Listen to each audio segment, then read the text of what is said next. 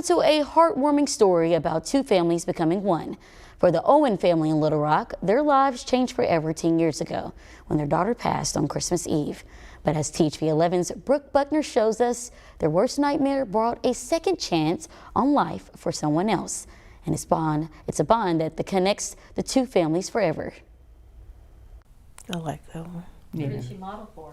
Melissa Owen spent much of her time modeling and using her artistic talent to make things for her family. She made ornaments for all our family that year. Her parents, Paul and Becky Owen, hang them on the tree every single year to remember her. We do purchase Melissa a gift every year and an ornament because our tree is filled with family ornaments. 10 years ago on Christmas Eve, she passed away from a brain aneurysm. And although she's not physically here celebrating the holiday with her parents, they still hold her in their hearts. And so does Yolanda Harshaw. I went to Baptist and I ended up having a transplant the next day. A decade ago, Harshaw was living with a heart that could barely function. That changed when Melissa donated her organs. I got the call on December the 24th to put me on the transplant list on Christmas Eve, and then the next day, less than 24 hours later, I got the call and said they had a heart available for me. She describes that moment as an emotional roller coaster, but never imagined she'd have this outcome. You beautiful girl. Thank you. We're so very lucky, so very blessed to be able to have Yolanda in our lives.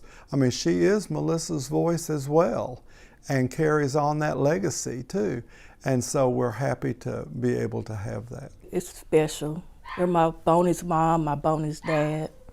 And since I lost my parents and stuff, so they're my parents. And as a member of the Owen family, she carries on the tradition Melissa started, making deviled eggs to go along with dinner. So and here's her deviled egg.